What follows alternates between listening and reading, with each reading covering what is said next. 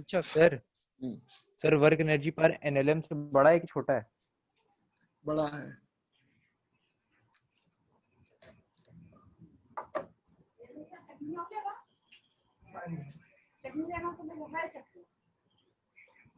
देख बेटा, ये चैप्टर हमारा वर्क एनर्जी एंड पावर, ठीक है। तो सबसे पहले बात करें बेटा हम लोग वर्क की।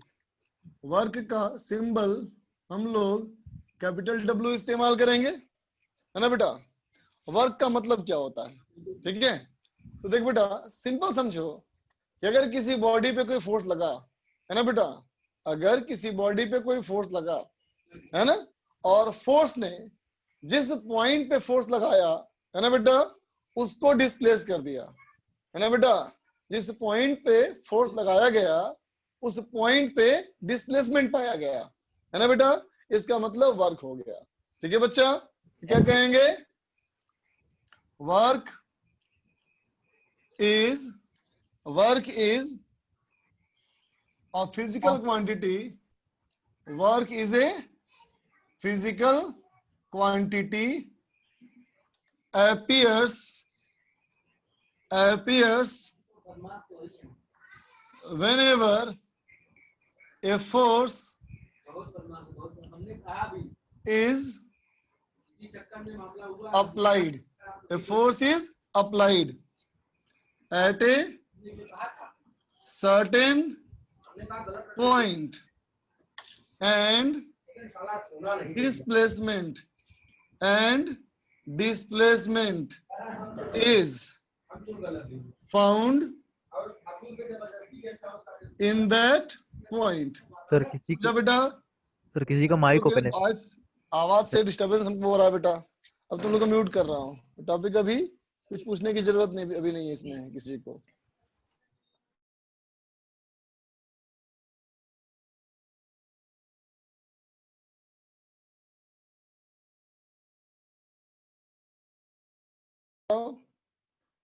देखो बच्चा,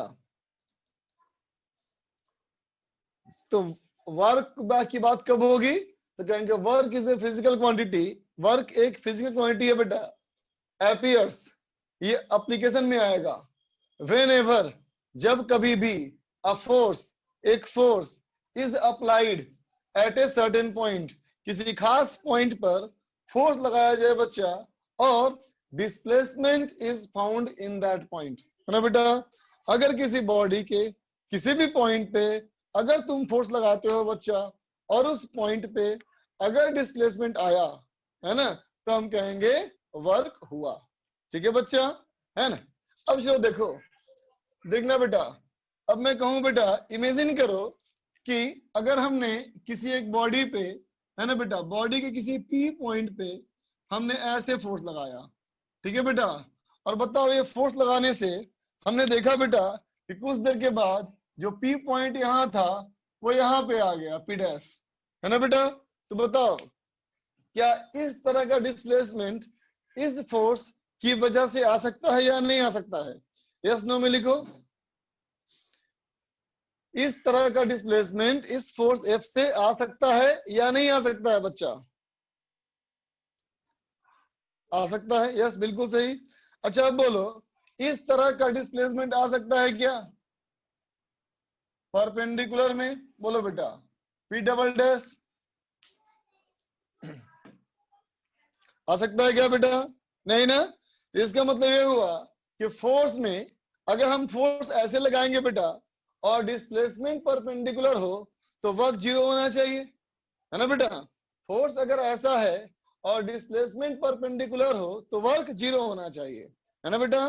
दूसरी बात, ये जो फोर्स है बेटा इस पॉइंट को ऐसे खींच सकता है ना। इसका मतलब डिस्प्लेसमेंट हमें कैसे काउंट करना है? तो in the direction of force, in the direction of force, समझा बेटा? ठीक है, इसलिए क्या बोला गया? तो कहेंगे वर्क इज कैलकुलेटेड, है ना बेटा। वर्क को कैलकुलेट किया गया, कैसे? As a scalar product, scalar product, है ना बेटा, scalar product of force and displacement, है ना बेटा, फोर्स और डिस्प्लेसमेंट का स्केलर प्रोडक्ट। किसका? तो displacement of point of application, जिस पॉइंट पे फोर्स लगाया गया उस वाले पॉइंट का डिस्प्लेसमेंट। ठीक है बच्चा? ठीक है, देखो जैसे मान लो बेटा, अगर मैं कहूं कि एक बॉडी मान ले बेटा, इस बॉडी के कोई सर्टेन पॉइंट पे पी पे अगर हमने ऐसे फोर्स लगाया एफ वेक्टर, और ये पॉइंट हमको कुछ देर बाद यहां मिला पी पे, है ना बेटा, तो ये क्या हो गया हमारा? डिस्प्लेसमेंट एस हो गया, और ये एंगल थीटा है ना बेटा? ठीक है, तो देख बेटा, हम कहेंगे पहली बात, work done by constant force, है ना बेटा? फोर्स कैसा है? कांस्टेंट है। फोर्स हमारा कांस्टेंट, फोर्स वेरी नहीं करना चाहिए, है ना बेटा? फोर्स हमारा वेरी नहीं करना चाहिए, है ना बेटा? तो work done by constant force क्या लिखोगे? लिखोगे W is equal to F vector dot S vector, है ना बेटा? अगर ये फोर्स कांस्टेंट है तो F डॉट S, देखना बच्चा, इस F डॉट S को तुम बोल सकते हो बेटा एफ एस कॉस थीटा। बोलो बच्चा, बोल सकते हो ना? ए डॉट बी बराबर ए बी कॉस थीटा, है ना? देखना बच्चा, इस चाहो तो एफ एस कॉस थीटा को तुम बोल सकते हो बेटा F cos theta into S, है ना बेटा? और तुम ये भी कह सकते हो F into S cos theta, है ना बेटा? पहले में क्या कहा मैंने? F cos theta into S, है ना बेटा? F cos theta into S का मतलब क्या है देखा जाए। देखना बच्चा, हम चाहें तो इस फोर्स का हम बोल सकते हैं ना एक ऐसा कंपोनेंट एफ कॉस थीटा, और ऐसा कंपोनेंट एफ साइन थीटा, है ना बेटा? हमने क्या किया? साइन थीटा वाला कंपोनेंट छोड़ दिया और कॉस थीटा वाला कंपोनेंट को डिस्प्लेसमेंट से मल्टीप्लाई किया, है ना बेटा? तो इस फॉर्मूले का मीनिंग क्या हुआ? तो कहोगे इस फॉर्मूले का मतलब हुआ, इस फॉर्मूले का मतलब हुआ बेटा क्या? देखो, मतलब है force in the direction of displacement multiplied by displacement। बोल बेटा, जिस डायरेक्शन में फोर्स है ना बेटा, उसको हमने तोड़ दिया और किधर तोड़ के लाया? डिस्प्लेसमेंट के पैरेलल, और डिस्प्लेसमेंट से ही मल्टीप्लाई किया। ठीक है बच्चा, है ना? अब मैं लिखूं एफ एस कॉस थीटा, इसका मतलब क्या है ना बेटा? तो देखो, इस एस को बेटा हम चाहें तो इसका ऐसे बोल सकते हैं कंपोनेंट, क्या बोल सकते हैं? एस कॉस थीटा, और इसके परपेंडिकुलर ऐसे बोल सकते हैं बेटा एस साइन थीटा, है ना बेटा? इसका मतलब क्या है? देखो, इसका मतलब है बेटा फोर्स, इसका मतलब है force into displacement, in the direction of force, है ना बेटा? बात समझा? क्या दिखा तुमको अभी? अभी क्या दिखा? फोर्स डिस्प्लेसमेंट की डायरेक्शन में, या फिर बेटा डिस्प्लेसमेंट फोर्स की डायरेक्शन में। इसका मतलब फोर्स और डिस्प्लेसमेंट सेम डायरेक्शन में, है ना? तो ऐसा फॉर्मूला क्यों बनाया गया अब समझ गया होगा तुम। डॉट इसलिए बनाया गया ताकि हम फोर्स और डिस्प्लेसमेंट सेम डायरेक्शन में ले सकें, है ना बेटा? तुम भी समझ रहा है कि एंगल अगर 90 डिग्री हो जाए तो वर्क हमारा क्या हो जाएगा बेटा? 0 हो जाएगा, है ना? लिख लो इसको, नोट कर ले बच्चा इसको।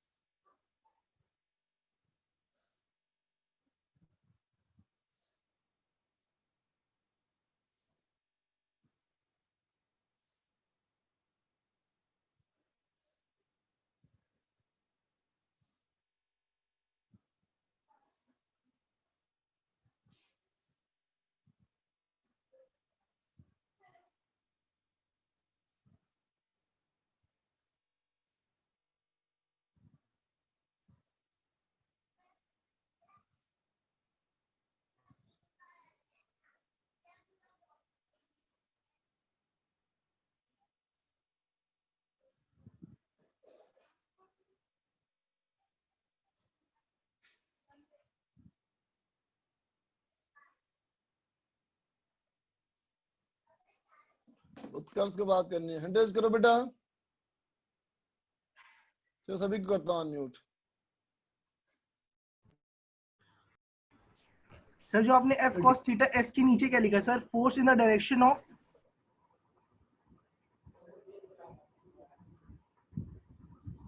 सर। और सर उसी के बगल में पीटी लिखा है सर, वो क्या है, परपेंडिकुलर है? ये डिस्प्लेसमेंट है और इन पॉइंट। यहाँ ये भी डिस्प्लेसमेंट है ना बेटा, और ये पॉइंट है of point of application.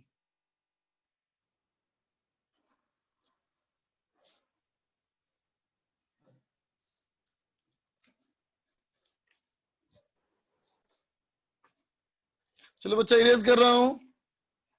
Sir 2 minute sir. 1 minute देखो। सर।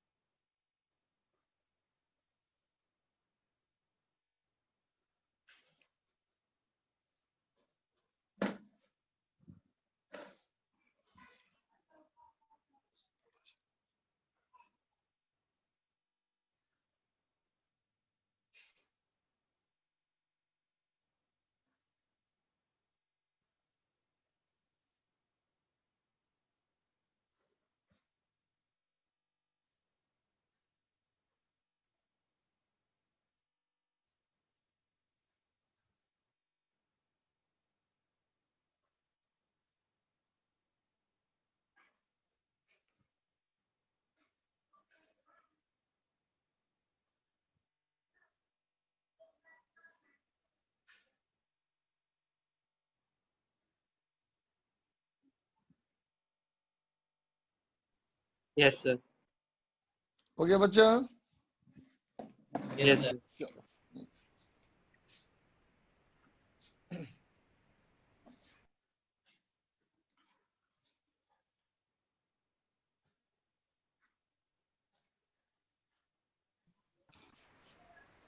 देखते बेटा पहला पॉइंट, फर्स्ट पॉइंट देख बच्चा, अगर हमारा थीटा 90 डिग्री है तो वर्क डन 0 हो जाएगा बेटा, बोलो यस है ना।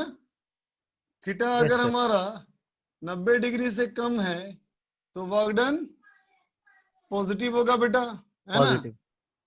थीटा अगर 90 डिग्री से बड़ा है बेटा, है ना, तो वर्क डन नेगेटिव होगा। नेगेटिव हो जाएगा, है ना बेटा। तो पॉजिटिव वर्क भी हो सकता है, नेगेटिव वर्क भी हो सकता है, जीरो ही वर्क हो सकता है ना बेटा। दूसरा पॉइंट बोलते बेटा, वर्क डन जो हमारा है ना बेटा, वर्क डन इस केस में पॉजिटिव भी आ सकता है ना, और नेगेटिव भी आ सकता है ना बच्चा। देखना, वर्क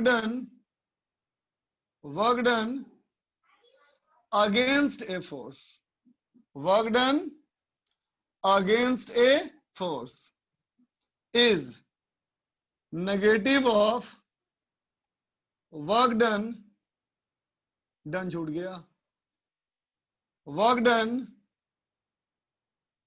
बाय दैट फोर्स। समझा बेटा।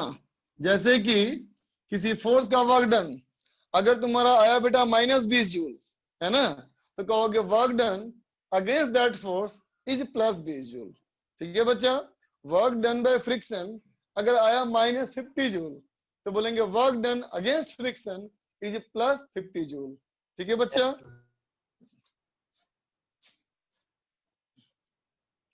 Work done bye a force is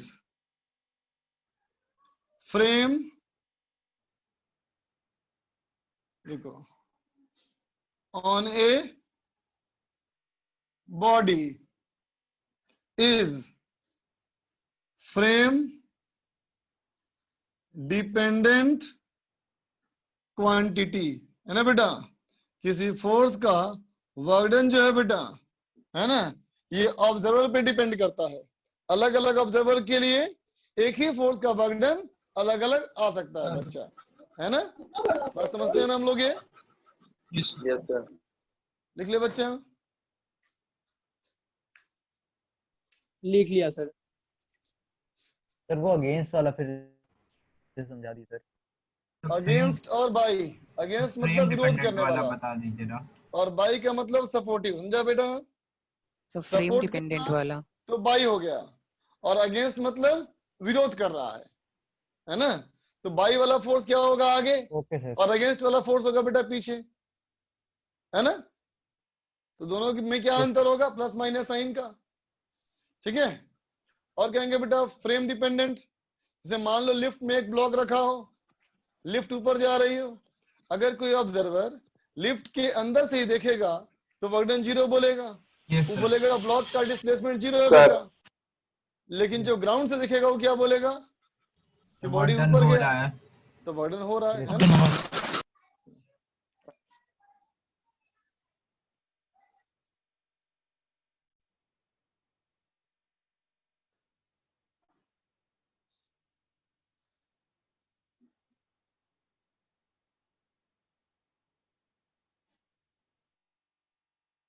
A body of mass 10 kg is pulled vertically upward with constant acceleration 2 meter per second square with the help of a string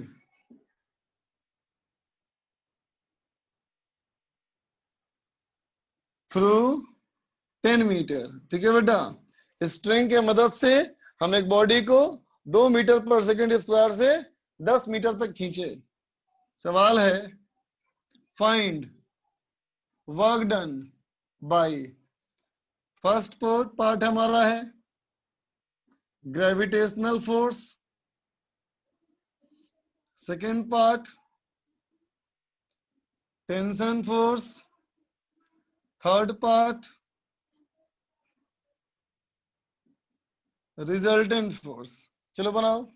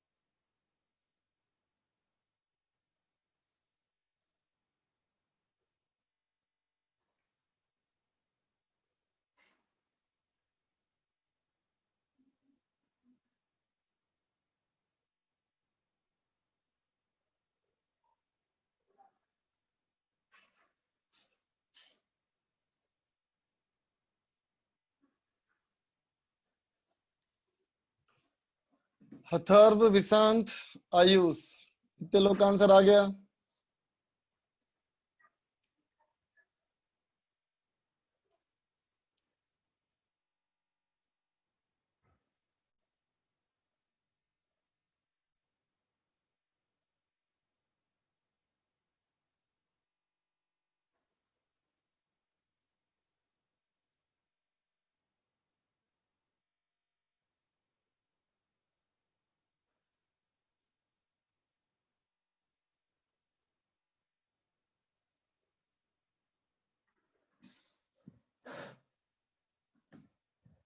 Newton क्यों निकाले हो बेटा? Newton थोड़ी निकालना है, वो तो वर्क निकालना है। जूल में आंसर आएगा ना? Yes sir.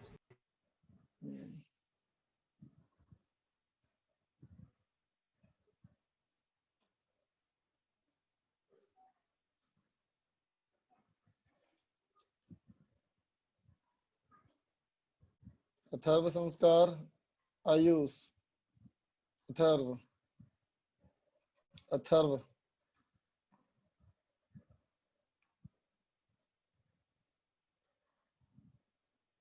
आयुष, सचिन,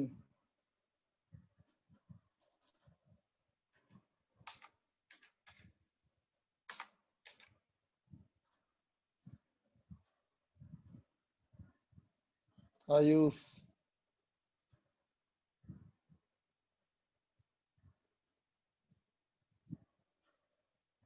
राजीव गोयल,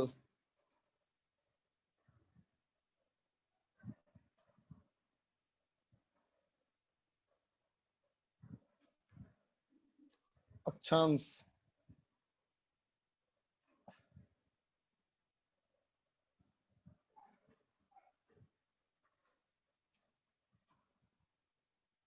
आदित्य सिंह यादव, संस्कार, सीलवंत, आदर्श, सचिन,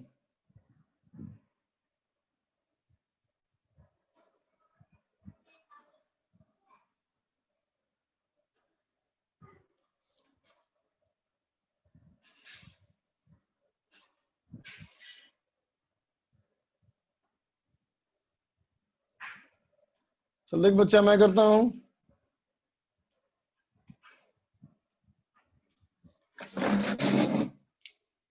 देख बच्चा,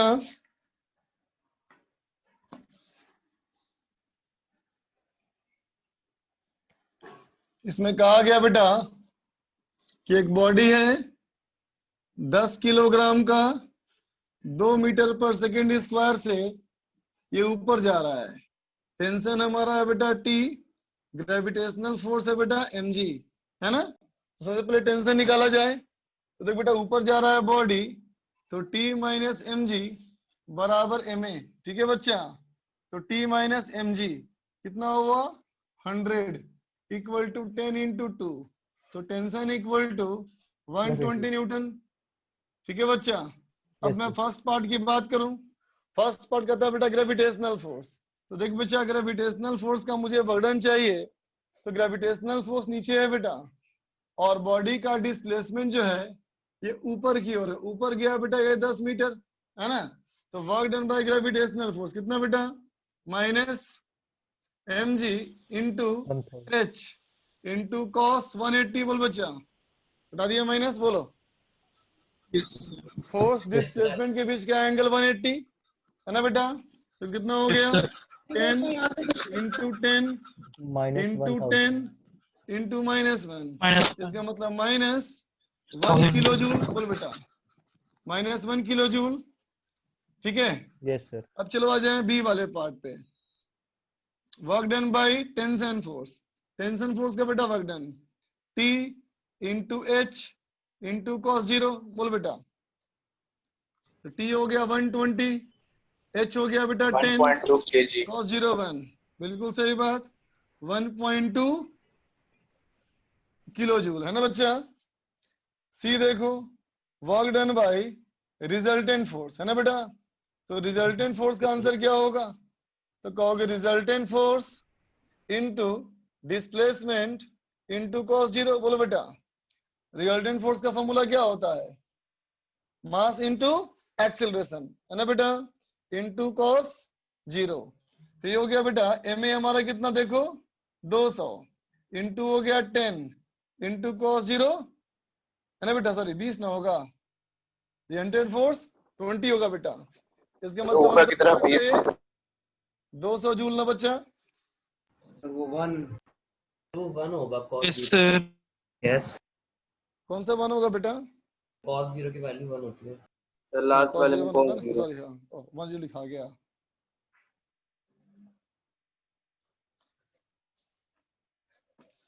सर ए वाला एक बार फिर से समझा दो। कौन सा बेटा? सर ए वाला। सर लास्ट वाला वाला। पार्ट हम लोग ऐसे कर सकते हैं कि सर बोलो। सर लास्ट वाला पार्ट हम लोग 1200 में से 1000 माइनस कर सकते हैं, तो वैसे भी आंसर आ जाएगा। हाँ अभी सही होगा, अभी सही होगा लेकिन हमेशा सही नहीं होगा। अभी सही होगा लेकिन हर बार यस सर, उम्मीद नहीं हमेशा कर नहीं सकते ऐसा। Yes sir. इरेज कर दूं बच्चा? Yes, sir. Yes, sir. No sir. लिखो फिर।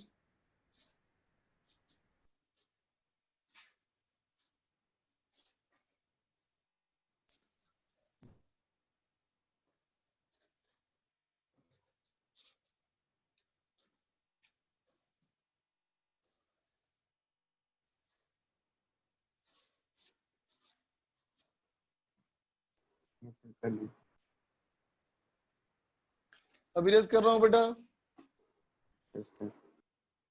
Yes sir. देखो क्वेश्चन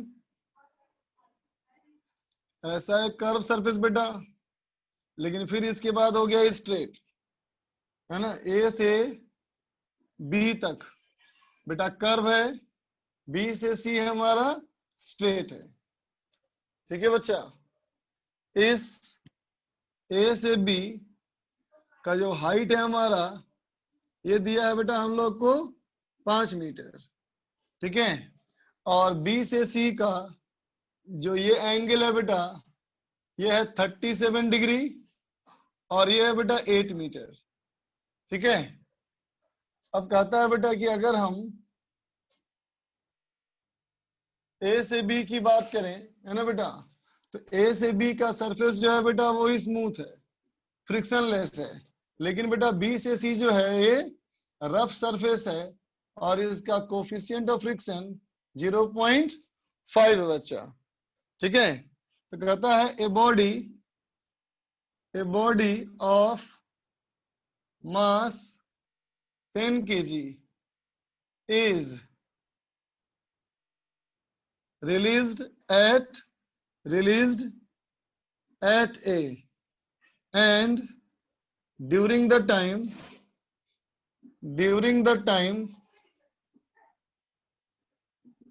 it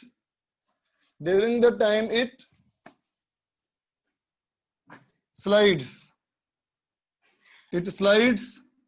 to C, जब तक कि वो C तक ना पहुंच जाए। find work done by first part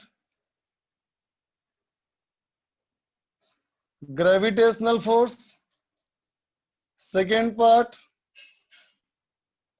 normal force, third part frictional force। बनाओ बच्चा। सर वो ए के बगल में क्या लिखा है लेफ्ट में? क्वेश्चन मार्क है क्यों? ओके करो।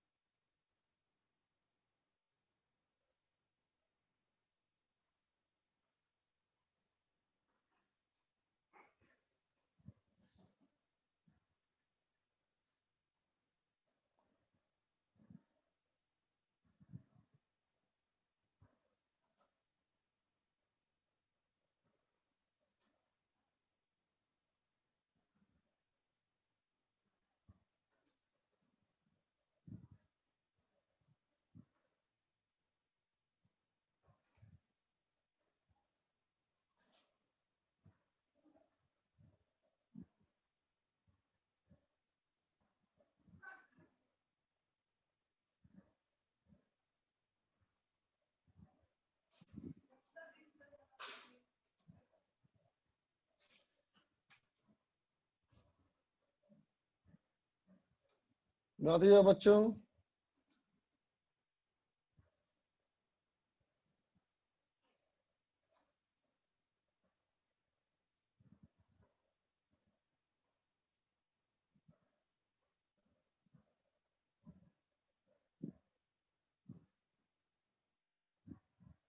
सर जो स्मूथ सरफेस है वो कर्व्ड है ना? हाँ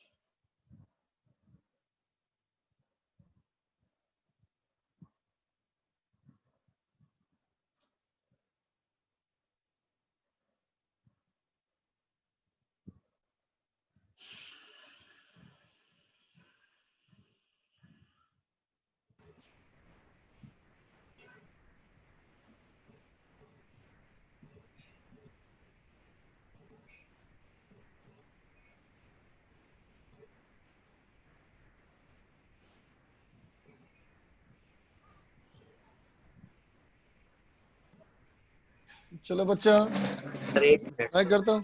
अच्छा करो करो करो। बहुत बच्चों का आया है आंसर।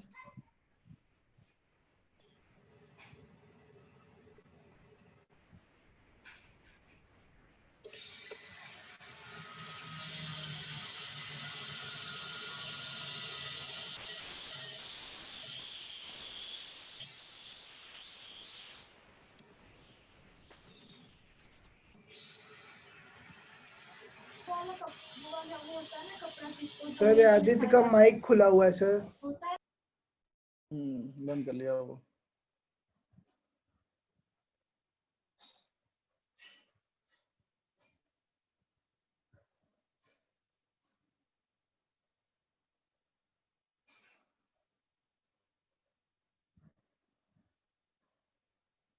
तो वीडियो ब्लर है सर। नहीं सर साफ है सर। नहीं साफ है वीडियो। साफ है। सही है। कहाँ साफ है बेटा?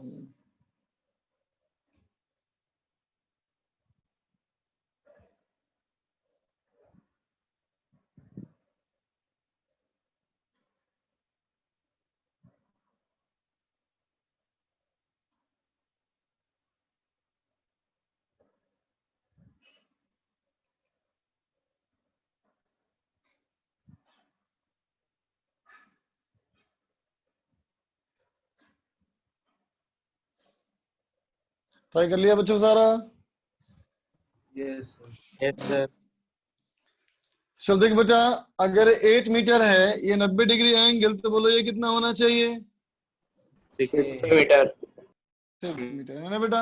चलो यस सर। अब देख बेटा, यहाँ तो मेरे को दिख रहा है कि एक कर्व है, तो एंगल निकालना तो बहुत मुश्किल है ना बेटा? एंगल निकालना बहुत मुश्किल है ना बेटा? तो हम क्या ट्रिक सोचेंगे, देखो हम सोचेंगे ट्रिक क्या, work done by gravitational force. देखना बेटा, मैं लिखूंगा mg into displacement in the direction of mg। बोलते बच्चा, Yes. ऐसे बोल सकते हैं क्या? Sir. बाकी की बात नहीं करेंगे हम Yes, हम sir. करेंगे force into displacement in the direction of force. तो बोलते बेटा mg के साथ, mg हमारा कितना हो गया 10 इंटू जी। बोलो बेटा, ग्रेविटेशनल फोर्स Yes, की sir. डायरेक्शन में, ग्रेविटेशनल फोर्स की डायरेक्शन में मीटर बॉडी कितना नीचे आया है, बोलो 11 मीटर 11 yes मीटर ना। total 11 हाँ, mg हमारा लग रहा है ऐसे, 11 mg के मीटर। डायरेक्शन में आया ये 11 मीटर, है ना। तो ज्यादा कुछ करने की जरूरत नहीं, सिंपल 11 कर दो तो ये हो गया 1100 जूल। समझ में आ गया बेटा? बी में Yes, sir. आते हैं। बी तो कहता है नॉर्मल फोर्स का वर्क डन। एक बार नॉर्मल फोर्स देख लिया जाए तो देख बेटा, नॉर्मल फोर्स ऐसे ऐसे ऐसे ऐसे, बोलो बेटा लगेगा ना। जब कभी भी नॉर्मल लगा होगा तो हर बार क्या होगा, बोलो हर बार सरफेस के एंगल परपेंडिकुलर 90 डायरेक्ट होगा, है ना बेटा। परपेंडिकुलर डिस्प्लेसमेंट इसका मतलब ऐसा कोई भी पोर्शन नहीं है जहां पे वर्क डन पॉजिटिव हो या नेगेटिव हो, है ना बेटा। Yes sir. हमेशा ये परपेंडिकुलर है, तो नॉर्मल का वर्क 0 हो गया। अब सी की बात करें, फ्रिक्शनल फोर्स। तो पहले तो बेटा फ्रिक्शन फोर्स निकालना पड़ेगा ना हमको। तो देख बच्चा, जब बॉडी हमारा इस सरफेस पे आएगा तो ऐसे लगेगा फ्रिक्शन, बोलो काइनेटिक, है यस ना। सर। तो काइनेटिक फ्रिक्शन फोर्स का वैल्यू कितना, म्यू के इंटू एन। म्यू के है 0.5 और एन होता है इंक्लाइन सरफेस पे mg cos थीटा। इसका मतलब हो गया बेटा ये 40 न्यूटन, बोलो Yes, sir. हाँ। अब देख पाते हो Yes, कि sir. तुमको फ्रिक्शन ऊपर है और डिस्प्लेसमेंट नीचे है बेटा। ये 6 मीटर है 8 मीटर, तो ये रहा होगा 10 metre. 10 yes work done by friction force हमें साफ दिख रहा है कि फ्रिक्शन पीछे है, डिस्प्लेसमेंट आगे है। सीधा इसको माइनस कर लिया मैंने, minus 400 है बेटा माइनस ऑफ, बोलो 400 40 इंटू 10 माइनस 400 जूल। ठीक है बच्चा, सर सर बोलो। वो 6 मीटर कैसे आया सर? नेटवर्क चला गया था। tan 37 equal to h/8। अच्छा सर, ओके सर। लिख लो बच्चा।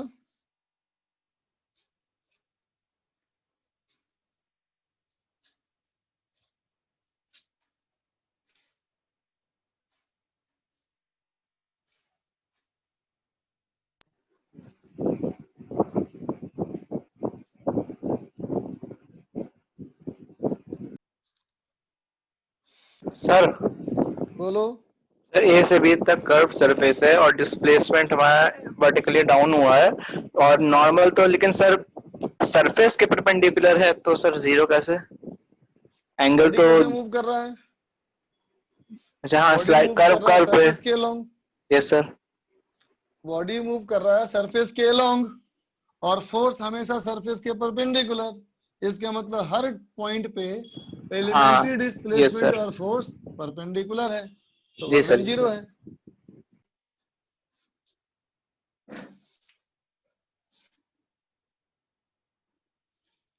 देखो बेटा सवाल, सवाल है एक हल्के धागे से हमने एक मास यहाँ बांध रखा बेटा m, लटका दिया इसको ऐसे, है ना। और देखो बेटा इसको हम यहाँ से सर्कुलर पाथ में यहाँ ले गए, है ना बेटा। सर्कुलर पाथ में उसको हम यहाँ से खींच करके वहां ले गए, ठीक है बेटा। और इस दौरान इस पे कुछ फोर्सेस लगे, जैसे कि एक फोर्स लगा बेटा इस पे F1, है ना बेटा। F1 फोर्स क्या है, तो F1 हमारा है बेटा ऑलवेज हॉरिजॉन्टल, है ना बेटा। हमेशा ये फोर्स हॉरिजॉन्टल ही था, ठीक है बच्चा। और एक फोर्स लगा है ऐसे F2 जो लगा है बेटा ये ऑलवेज वर्टिकल, ये हमेशा वर्टिकल है बेटा, ठीक है। इस पे एक और फोर्स लगा है, ये बी पॉइंट है बेटा, ए से बी ऐसा है ना। F3 जो हमारा फोर्स लगा है बेटा वो ऐसे लगा है ना। क्या है ये है ऑलवेज ऑलवेज अलोंग AB के डायरेक्शन में, ठीक है बच्चा। और एक फोर्स लगा बेटा F4, ये क्या है? ऑलवेज टूवर्ड्स B, हमेशा B की तरफ, है ना बेटा, ध्यान देना। अभी तुमको लगेगा कि F4 यहाँ भी ऐसे होना चाहिए ना बेटा, बोल। तभी तुमको लगता होगा F3 और F4 बिल्कुल सेम है, हाँ सर। नहीं सर, है ना आगे बेटा? जाकर अलग हो जाएगा। हाँ, आगे जा करके अलग हो जाएगा। जैसे मान लो यहाँ पहुंच गया बेटा बॉडी, तो ऐसे बॉडी पहुंच गया तो कहेंगे ऐसे रहेगा फोर्स F1, बोलो, है ना? और ऐसे रहेगा बेटा फोर्स F2, है ना बेटा? F3 जो होगा अभी भी इस लाइन के होगा पैरेलल, F3 अभी भी होगा इस लाइन के पैरेलल, ऐसे होगा बेटा F3, है ना? लेकिन F4 होगा इसकी तरफ, F4 होगा ऐसे B की तरफ, है ना बेटा? एक मिनट, ऐसे, है ना बेटा? ये होगा F4। कहता है find work done by each force, है ना बेटा? सारे फोर्स का मैग्नीट्यूड कांस्टेंट है, ठीक है? रस्सी की लंबाई L है। चलो दिमाग लगाओ, बनाओ। अंडर ग्रेविटी है। ग्रेविटी है लेकिन उसका निकालना नहीं है वर्क डन, टेंशन भी है लेकिन उसका वर्क डन निकालना नहीं है। क्वार्टर सर्किल पूरा किया बच्चा।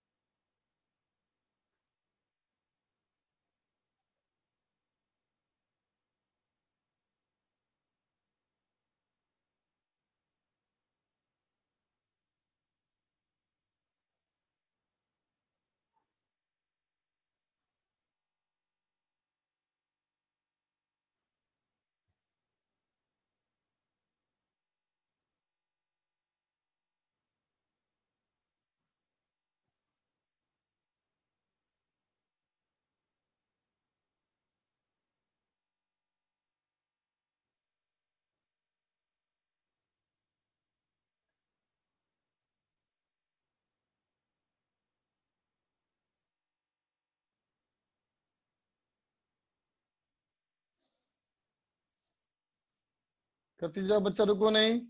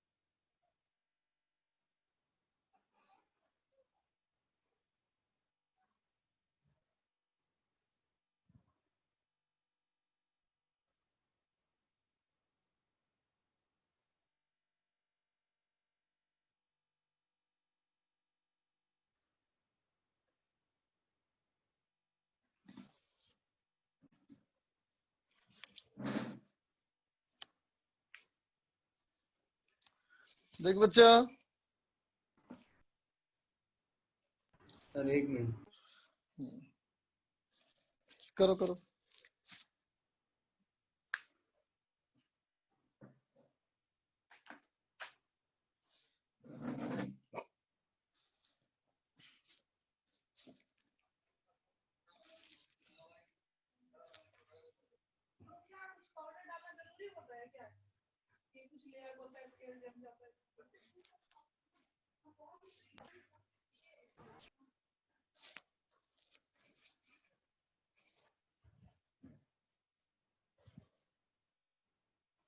सर F4 वाला बोलो। कांस्टेंट, F4 वाला फोर्स कांस्टेंट है। सारे फोर्स का मैग्नीट्यूड कांस्टेंट है। Every force has its magnitude constant.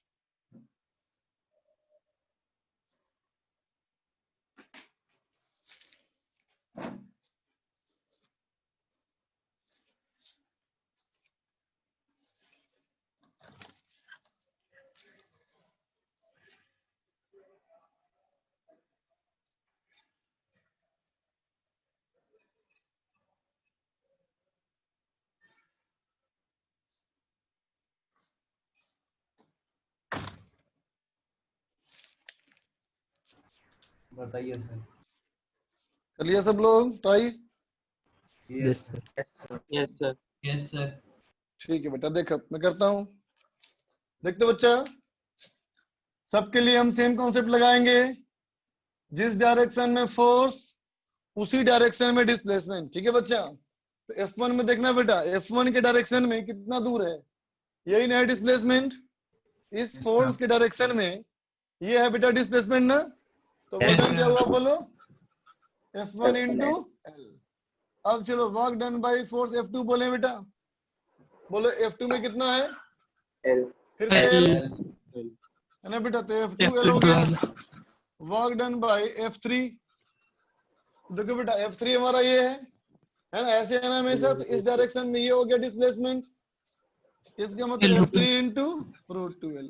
L. इसमें तो कोई दिक्कत किसी को नहीं होना चाहिए बेटा अब तक। No, sir. Yes, sir. अब देखो बेटा F4 अपने आप में स्पेशल है। तुम्हें दिख रहा होगा F1, F2, F3 का डायरेक्शन हमेशा कांस्टेंट है। बोलो Yes. बेटा। Yes, sir. लेकिन Yes, sir. F4 का डायरेक्शन चेंज किया ना। Yes. Yes, sir. F4 का डायरेक्शन चेंज किया ना बच्चा, है ना। तो देख बेटा F4 वाला फोर्स को एक ऐसा नाम दूं, देखो तो, अप्रोचिंग फोर्स। Approaching force. याद आया concept? Yes. Approach velocity. Yes, sir. Approach velocity याद आया कि वेलोसिटी हमारा वेरी करता था बेटा। वेलोसिटी हमारा वेरी करता था, फिर भी अप्रोच वेलोसिटी कांस्टेंट था। Yes sir. याद आया? तो फिर हम इसको ही बोलेंगे ना बेटा, अप्रोचिंग फोर्स कांस्टेंट फोर्स। तो बताओ अप्रोचिंग फोर्स का मैग्नीट्यूड है 4, है ना बेटा। और कितना अप्रोच किया? तो पहले दूरी कितनी थी? पहले दूरी कितनी थी बेटा? √2L। और जहां तक पहुंचा वहां कितनी दूरी हो गई? 0। F approach into S approach. तो क्या हो जाएगा बेटा? ये भी हो जाएगा √2F4L। ठीक है? सर लास्ट वाला फिर से समझा दीजिए सर, नेटवर्क चला गया था। सर समझ नहीं F4 आया। इंटू F इंटू S बोल सकते हैं बच्चा। Approaching force, approaching displacement. समझा? हालांकि ये फोर्स कांस्टेंट नहीं है, लेकिन अगर अप्रोचिंग फोर्स माने इसको तो हम कांस्टेंट मान सकते हैं बच्चा। अच्छा सर, मतलब approaching force into approaching displacement. Displacement. अच्छा अब बताओ होमवर्क क्या था हम लोग का? सर एनएलएम की लास्ट एक्सरसाइज बची थी। एनएलएम की लास्ट एक्सरसाइज 3। सर फ्रिक्शन की पूरी पहली एक्सरसाइज। हाँ बेटा, तो लॉज ऑफ मोशन में क्या बचा है हम लोग का अभी? एक्सरसाइज 3। एक्सरसाइज 3 पार्ट 1 का पार्ट 1 करना है हम लोग को। क्या पार्ट 2 भी बचा है? अरे तो 5 ही क्वेश्चन है, क्या दिक्कत है? चलो कर लेते हैं अभी, तुरंत हो जाएगा ये तो। बोलो फर्स्ट पूछना है किसी को? Yes sir. Yes sir. Yes sir. चलो ठीक, देखा जाए। तो कौन सा पार्ट का? Part 1।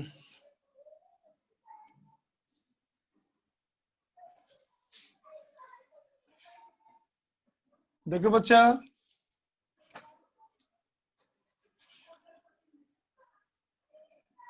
Exercise 3 part 1, exercise 3 part 1 NLM। Comprehension देखो बेटा भी पहला डिस्कस सवाल, नहीं किया था हमने बोलो बोलो। सर, कॉम्प्रिहेंशन भी नहीं डिस्कस किया हमने। ये सर कॉम्प्रिहेंशन करना है सर। कॉम्प्रिहेंशन भी करना है। तो वही किया जाए पहले, Yes, एक्सरसाइज sir. 2 पार्ट 4। बोलो फर्स्ट हो गया comprehension, yes sir. Sir first था, सर सेकंड सेकंड वाला। फर्स्ट का second. if the lift is stopped and equilibrium is reached, reading of weighing machine and spring balance will be, क्या दिक्कत बेटा, बोलो। अगर इक्विलिब्रियम में आ गया है ना बेटा, तो स्प्रिंग तो मूव नहीं किया, तो स्प्रिंग का बैलेंस सेम रहेगा। Spring force plus weighing machine का फोर्स इक्वल टू mg करो। अगर स्प्रिंग की लंबाई नहीं बदली तो स्प्रिंग का रीडिंग भी सेम रहेगा बच्चा, समझे? कॉम्प्रिहेंशन 2 हुआ। नो सर, सर कॉम्प्रिहेंशन 2 ही पूछा। 2 में डाउट है। 2 में डाउट। देखो कॉम्प्रिहेंशन 2 में इस सवाल में कहता है ब्लॉक का मास 1 kg, वो कांस्टेंट वेलोसिटी 2 मीटर से मूव कर रहा है बेटा। ब्लॉक की वेलोसिटी है 2 मीटर पर सेकंड और एक कांस्टेंट है, तो ब्लॉक की डिस्प्लेसमेंट होगी कितनी बेटा, 2t, है ना? अब चलो देखो, अब मैं कह रहा हूं बेटा प्लैंक के लिए, तो एक्सेलरेशन ऑफ प्लैंक कितना हो जाएगा, फोर्स बाई मास, तो t हो गया ना बेटा। प्लैंक का जो एक्सेलरेशन है ये होगा dv अपॉन dt, है ना बच्चा?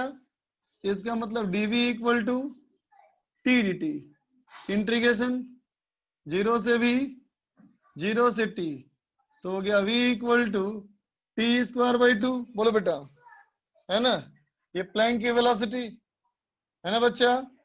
अब प्लैंक की वेलोसिटी भी क्या कर देंगे, ds अपॉन dt, तो ds equal to t square by 2 dt, integration 0 to plank का डिस्प्लेसमेंट 0 टू t, तो प्लैंक का डिस्प्लेसमेंट हो गया बेटा t क्यूब बाई 6। अब आ जाए 4 नंबर क्वेश्चन में, तो देख बेटा 4 नंबर क्वेश्चन में कहता है, अब बताया लायक बचा नहीं, displacement of 1 kg block with respect to plank at the instant both have same velocity. तो देख बेटा, जब दोनों की वेलोसिटी बराबर कर देगा तो टाइम निकल जाएगा, बोलो। Yes sir. टाइम निकल गया तो Yes, क्या sir. पूछा गया हम लोग से, displacement of block with respect to plank, तो displacement of block minus displacement of plank, हो गया फर्स्ट पार्ट। दूसरा, the time at which displacement of block and plank with respect to ground is same. अब क्या करना है, दोनों के डिस्प्लेसमेंट को सेम करना है बेटा, कर सकते हो, है ना? Relative velocity of plank with respect to block when acceleration of plank is 4 metre per second square. Plank का एक्सेलरेशन कितना है, ये कहता है 4 मीटर पर सेकंड स्क्वायर, तो टाइम कितना हो गया बेटा, 4 हो गया। जब टाइम 4 हो गया तो निकालना है रिलेटिव वेलोसिटी, इसकी वेलोसिटी माइनस इसकी वेलोसिटी, सर हो जाएगा। थर्ड हो गया कॉम्प्रिहेंशन, नो सर। डाउट है। देखो बेटा थर्ड में, 9th वाला। देखो बेटा ऑब्जेक्ट ऑफ मास m, अच्छा 9th में डाउट है, 7 हो गया सर 8th भी। Yes, sir. 8th भी। देखो बच्चा, फिर ऑब्जेक्ट ऑफ मास m है, उसको सस्पेंड किया हुआ है इक्विलिब्रियम में using a string of length l and spring constant k। देखो बच्चा, k के बारे में क्या लिखा है, less than 2 mg by l, इसका मतलब बेटा k into l by 2 is less than mg। बोलो बेटा, ये ना मतलब हुआ k l बाई 2 mg से Yes, sir. छोटा है ना? तो देखो बेटा, स्प्रिंग में अगर तुम 7वें नंबर सवाल की बात करो तो कहोगे नेचुरल लेंथ हमारा कितना दिया हुआ है, नेचुरल लेंथ l बाई 2 है, और अभी हमारी स्प्रिंग की लंबाई l है, इसका मतलब इसमें इलोंगेशन कितना है, l माइनस l बाई 2, तो l बाई 2 इसका मतलब स्प्रिंग का फोर्स कितना है बेटा, KL/2। और ये कहा था ना mg से कम, तो अगर बेटा mg से कम है इसका मतलब तो ये हुआ कि जो स्प्रिंग का फोर्स है बेटा ये हमारा mg को संभाल नहीं पाएगा, और mg को संभाल नहीं पाएगा बाकी फोर्स कौन लगाएगा, रस्सी का टेंशन। Yes sir. है ना बेटा, तो कह देंगे T plus KL/2 is equal to mg। बन गया, टेंशन निकल गया बेटा। अब कहता है find the acceleration of block just after we cut the spring. String काट दोगे तो कितना होगा एक्सेलरेशन, तो क्या लिख दोगे, mg माइनस KL/2 बराबर ma। ए निकल गया बेटा, बोल। है ना, what happens if k is more than 2 mg। कहता है अगर k की वैल्यू 2 mg अपॉन l से बड़ा होता तो क्या होता, तो इसका मतलब KL/2 की वैल्यू mg से बड़ी होती है ना बेटा, बोलो। संभाल लेता। तो फिर क्या होता, ये वाला फोर्स इससे बड़ा होता तो क्या होता, ऊपर खींच लेता ना बेटा, बोलो। ऊपर खींच लेगा तो टेंशन जीरो हो जाएगा ना, बोलो। Yes sir. है ना बेटा, और स्प्रिंग का इलोंगेशन L/2 से कम हो जाएगा फिर, और वो जाकर के kx बराबर mg को बैलेंस कर लेगा, बोलो बेटा। बात समझा, थोड़ा सा मास ऊपर जाएगा, थोड़ा सा ऊपर जाएगा तो इलोंगेशन L/2 से कम हो जाएगा और वहां पे रुक जाएगा जहां kx बराबर mg होगा। तो ऑप्शन सर डी और ऑप्शन सी को देख लीजिए। तो 9th का ए गलत है ना बेटा, बोल। String sir. का टेंशन कभी नेगेटिव नहीं हो सकता बच्चा। Yes sir. बी भी गलत है, सी सही है ना बेटा। कहता if we cut the string the block will accelerate upward. फालतू बकवास है ना बेटा, स्ट्रिंग का टेंशन है ही नहीं। जब तुमने सी बोल दिया तो डी से क्या फायदा, बोलो तो। सी का मतलब क्या है कि टेंशन है ही नहीं, तो रस्सी काटो या रस्सी रखो, क्या फर्क पड़ता है बेटा, बोल। Yes sir. जो गाड़ी तेरे पास है ही नहीं, गाड़ी खराब हो जाए या सही हो, क्या फर्क पड़ता है, फर्क पड़ता है क्या। No sir. एक्सरसाइज 3 पार्ट 1 में आओ, सर फर्स्ट पूछो। पहला पूछना है सवाल, देख बेटा पहला सवाल एक्सरसाइज 3 पार्ट 1 में पहला सवाल।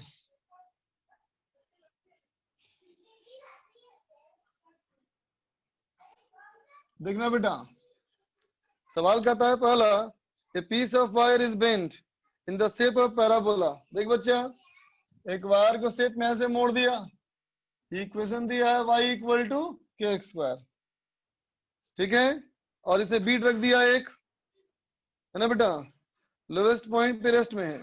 अब बीट को एक्सीलरेट किया, एक्सीलरेशन ए से एक्सीलरेट किया वायर को, ठीक है, तो बीट कहाँ पहुंच जाएगा। तो देख बच्चा, तुम यहाँ पे वायर के रेस्पेक्ट में सोचो, ऑब्जर्वर कहाँ है, वायर पे, तो बोल बेटा वायर के रेस्पेक्ट में फ्रेम कैसा हो गया, नो इनर्शियल, तो स्यूडो फोर्स लगेगा ना बेटा।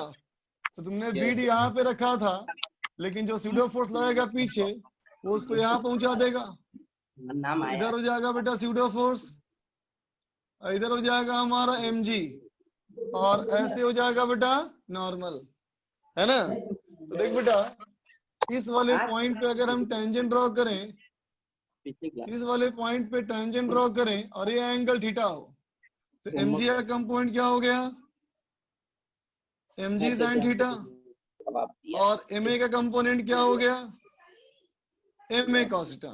इसका मतलब tan थीटा इक्वल टू कितना बेटा, बोल, a/g होगा बेटा।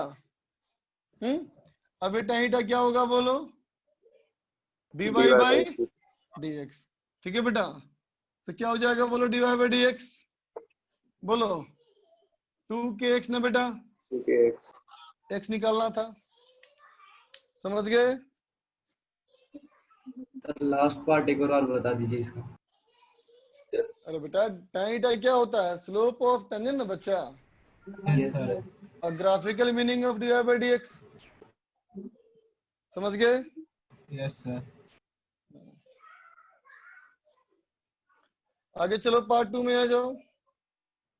पार्ट 2 का फर्स्ट हो गया, थर्ड में डाउट है। यस सर, फर्स्ट हो गया, सेकंड तो सेकंड सेकंड में चाहिए, देखो सेकंड में सेकंड में कहता है बेटा कि फोर्स जो है F, ये है F not e to the power minus bt, है ना बेटा। तो हमें कहता है वेलोसिटी का ग्राफ कौन सा होगा। तो देखते बेटा एक्सीलरेशन निकल गया, बोलो ये हो गया F not by m e to the power minus bt, ये हो गया dv अपॉन dt, ये F not by m e to the power minus bt। So dv equal to F not by m e to the power minus bt dt। Integrate कर लिया बेटा, 0 से t और ये 0 से v। So v equal to हो गया F not by M B minus e to the power minus bt। बोल बेटा होगा। तो वेलोसिटी का मैक्सिमम वैल्यू यही ना हुआ बेटा, वेलोसिटी का मैक्सिमम वैल्यू यही ना होगा। तो ग्राफ कौन सा होगा बोलो। ऑप्शन नंबर सी होगा ना बेटा, बोल। Third option graph of exponential. आगे बोलो third fourth. Third fourth third और फोर्थ दोनों चाहिए। देखो बेटा थर्ड में नंबर 3 कहता है बेटा a ball is thrown upward with an initial velocity v naught from the surface of earth. The motion of ball is affected by a drag force equal to m gamma v square, है ना बेटा। v हमारा instantaneous velocity है, gamma constant है। Time taken by ball to rise to it zenith, मतलब highest point. Zenith का मतलब बेटा हाईएस्ट पॉइंट। देखो तो ये बॉल जो हमारा ऊपर जा रहा होगा बेटा, मान लो इसकी वेलोसिटी v, तो इस पे ग्रेविटेशनल फोर्स लगेगा नीचे और एयर ड्रैग भी नीचे लगेगा ना, बोल m गामा v स्क्वायर, है ना बच्चा। तो देखो इसमें नेगेटिव एयर ड्रैग है, हॉरिजॉन्टल भी हो सकता है। नहीं वर्टिकली मूव कर रहा है बॉडी, वेलोसिटी की हमेशा होता है अपोजिट, ठीक है। होगा बेटा, वेरिएबल एक्सीलरेशन है ना, तो dv अपॉन dt बराबर minus g plus gamma v square, है ना बेटा। तो dv upon g plus gamma v square negative sign is equal to dt। बोल बेटा होगा। अब 0 से टाइम t कर ले और इसको v नॉट से 0 कर ले, निकल जाएगा t, ठीक है। समझ में आया। समझ में नहीं आया? किसको नहीं समझ में आया? सर राजीव गोयल। बोलो क्या दिक्कत। ये a is equal to minus M G, यही वाला स्टेप समझ में नहीं आया। बेटा वेलोसिटी किस तरफ है? अपवर्ड डायरेक्शन में। और फोर्सेस कैसे हैं? डाउनवर्ड डायरेक्शन में। फोर्स और वेलोसिटी अपोजिट डायरेक्शन में है। अगर मैंने वेलोसिटी को पॉजिटिव बोल दिया तो एक्सीलरेशन कैसा होना चाहिए? Negative. Resultant force by mass.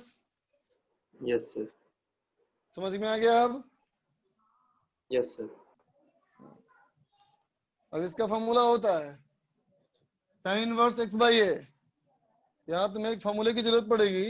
Yes sir. Integration formula होता है integration of dx by x square plus x square is equal to tan inverse x by a. इसी की यहाँ जरूरत पड़ेगी। चलो आगे देखो 4 नंबर देखो। 4 नंबर कहता है 10 kg का मास है, रोप की लंबाई 4 मीटर है, फोर्स लगाया हॉरिजॉन्टली मिड पॉइंट पे, so that top of the rope makes 45 degree with the vertical. तो कहता है एफ की वैल्यू क्या होगी जब टॉप हाफ वर्टिकल से 45 डिग्री के एंगल पे हो गया। तो ये एंगल 45 हो गया, लेकिन बाकी रस्सी ऐसे ही है और ये ब्लॉक है और एफ का वैल्यू निकालना है। खुद से करो। ये तो कुछ बताया गया है। सर हो गया सर, 100 न्यूटन। फ्रिक्शन निकालो, फ्रिक्शन की सीट निकालो बच्चा।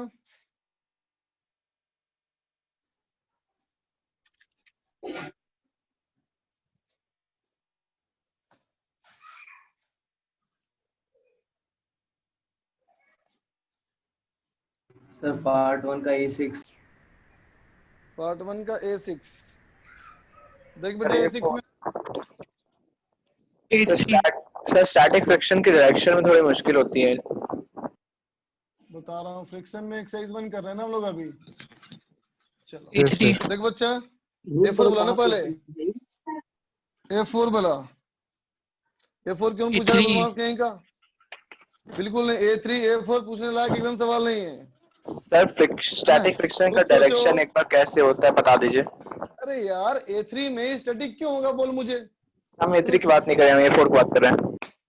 हम A4 में भी बात कर रहे हैं। A3 A4 section A topic का नाम है काइनेटिक फ्रिक्शन। तू स्टैटिक क्यों सोच रहा है? केवल जनरल बता। पूछ रहे हैं। जनरल पूछ रहे हो? जनरल में पहले ये सोचो कि बॉडी पे अगर हम फ्रिक्शन फोर्स ना लगाएं, बाकी सब फोर्सेस लग रहे हो, फिर देखो बॉडी किधर मूव करना चाहता है, उस मोशन के अपोजिट डायरेक्शन में फ्रिक्शन लगेगा। समझ गए? ठीक है सर, थैंक यू सर। किसका बता रहे हैं? पूछने नहीं पड़ रहे हो। कहां से आ रही है?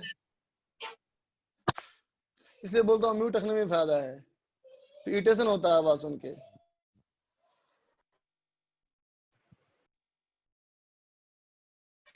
चलो देखो A6 में ये बताने के लायक नहीं है, खुद से करो। सेक्शन बी में पूछो, बी में पूछना है किसी को कोई? B1 सर B3 का सेकंड पार्ट। और B3 का second part. Sir B1 B1 sir देखो, B1 देखो। B1 में कहता है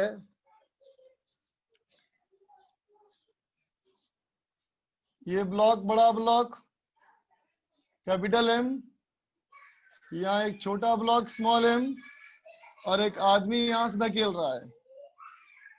ठीक है, बोल तो बच्चा इस वाले पॉइंट का लिमिटिंग फ्रिक्शन कितना होगा? बोलो म्यू mg, और इसका limiting friction mu capital mg। ठीक बेटा, इसका कांटेक्ट सरफेस 1, कांटेक्ट सरफेस 2 है ना बच्चों? बोलो यहां तक कोई दिक्कत? No sir.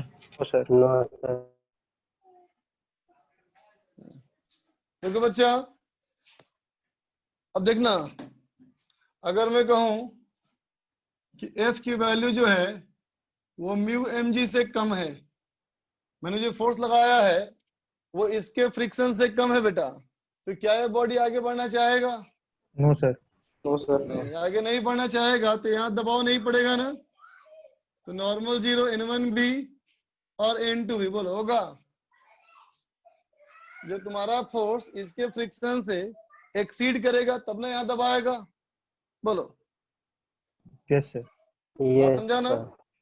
अब दूसरा केस, F म्यू mg से बड़ा है बेटा, इसके फ्रिक्शन से बड़ा है ना, लेकिन इन दोनों के मिला करके फ्रिक्शन से छोटा है।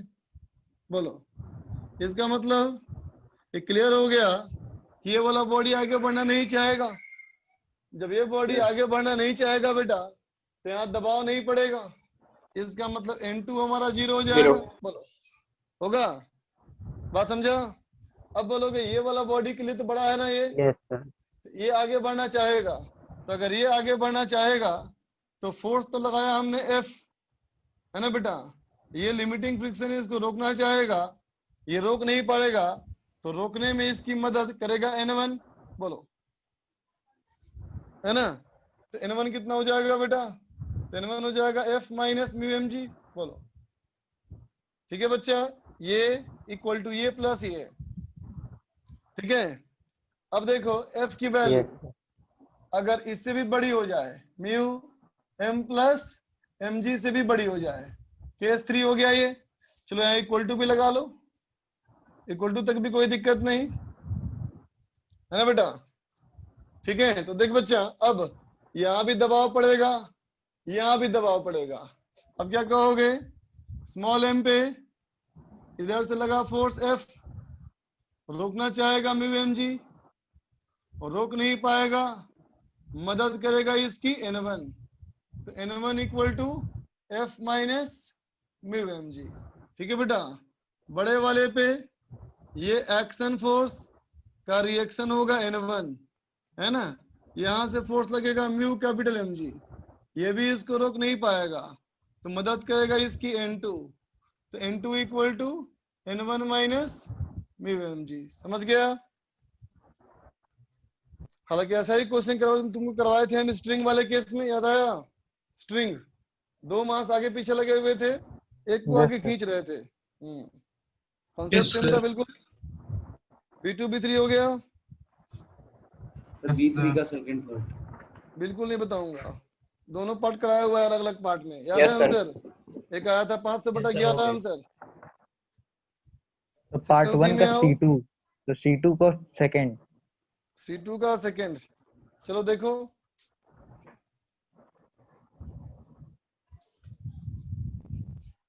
C2 का सेकंड पार्ट आया है सर स्टार्टिंग में।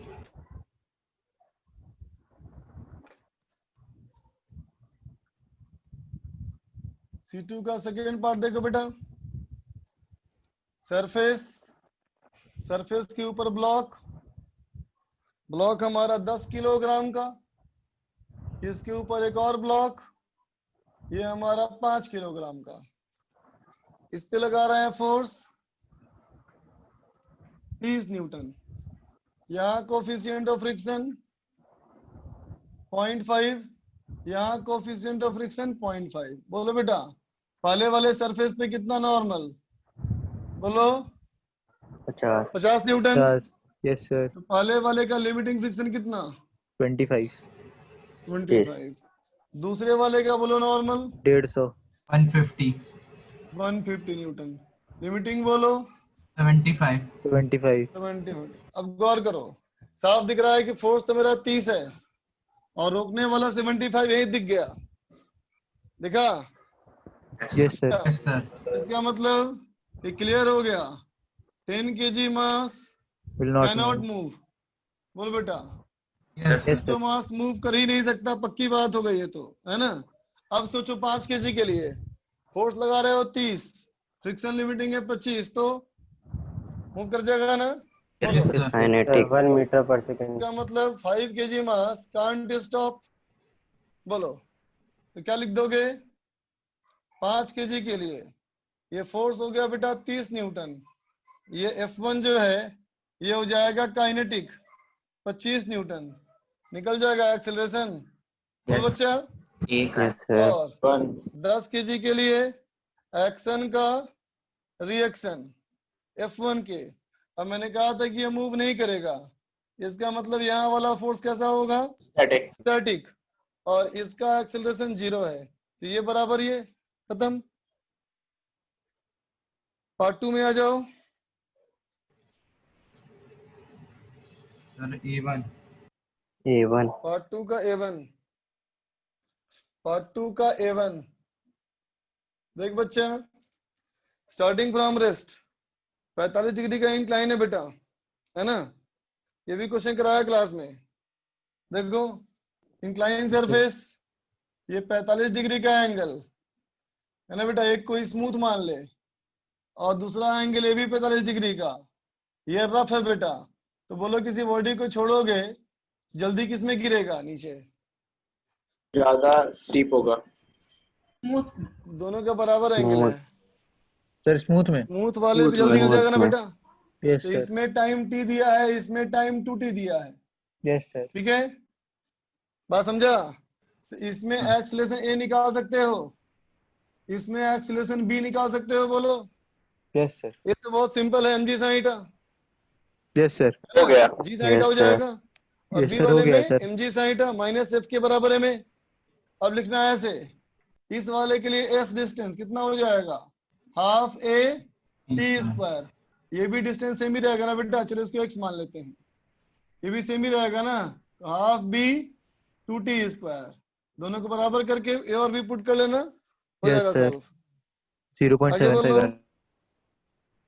सर B2 B2 देखो बच्चा, सर B1 सर पार्ट 1 का B1। B1 बिल्कुल नहीं, खुद से करो, खुद से करो। पॉइंट नोट में ढूंढो पॉइंट। नॉर्मल फोर्स से कोफिशिएंट ऑफ फ्रिक्शन में कोई मतलब नहीं होता, यस सर यस बताया। सर देखो बेटा box A is lying on A horizontal floor. एक बॉक्स ए है बेटा, ये हमारा हॉरिजॉन्टल फ्लोर पे लाई कर रहा है ना बेटा। अब कहता है train running along a horizontal rails from left to right, बाई तरफ से दाई तरफ जा रहा है बेटा, मतलब वेलोसिटी इस तरफ है ना। एट टाइम टी इट डिसेलरेट्स, इसकी वेलोसिटी घट रही है। तो देख बेटा अगर इसकी वेलोसिटी घट रही है इसका मतलब इधर एक्सीलरेशन है। बोलो बेटा अब मुझे बताओ तुम फोर्स किसको देख के डिसाइड करोगे, वेलोसिटी को या एक्सीलरेशन को? एक्सेलरेशन। एक्सेलरेशन। तो अगर एक्सीलरेशन इधर है तो फोर्स किधर लग रहा है इसके ऊपर? सर बोलो उधर सर लेफ्ट साइड। इधर लगेगा ना फ्रिक्शन। बोलो बेटा यस सर। है ना, और नॉर्मल ऐसे लगता ही है। यस तो सर। बोलो कैसे आएगा रिजल्टेंट, ऑप्शन देखो। सर ये क्वेश्चन हम लोग को आता था सर, पर आपने पहले दिया था जब आपने पढ़ाया नहीं था एंगल। अब आ अच्छा गया कोई सर। बात नहीं। आगे पूछो B3 B2 B4 हो गया। Yes yes sir. Sir section C में हो गया सर। C2 इतना ही था। C2 बिल्कुल नहीं, C2 कराया क्वेश्चन क्लास में, एक ग्राफ भी बताया क्लास में तुम लोग को। नोट चेक करो बच्चा। चलो आगे सर का पार्ट होमवर्क। 3 सर पार्ट 3 नहीं डिस्कस हुआ सर, कल Match करेंगे। the दिया था क्या column. मैंने? यस सर Yes, दिया sir. था मैथ चलो कॉलम। कल ही करेंगे डिस्कस। फिर आगे का दे दे रहा हूँ होमवर्क। एक्सरसाइज 1 पार्ट 3 करेंगे, एक्सरसाइज 2 पार्ट 1 करेंगे, ठीक है। और डीईपी कल कौन सा दिया था करने के लिए बोलो? 3 बी कौन सा दिया था? 3 B3 B4 दिया दे था, चुके B3 हैं। B4 दे चुके हैं तो B5 दे रहे हैं। चलो कर गया ना इतना? Yes sir. चल Thank you, बच्चा sir. Bye for now, thank you thank you sir. Sir. Thank you. Sir have a good day. Thank you sir. Thank you sir.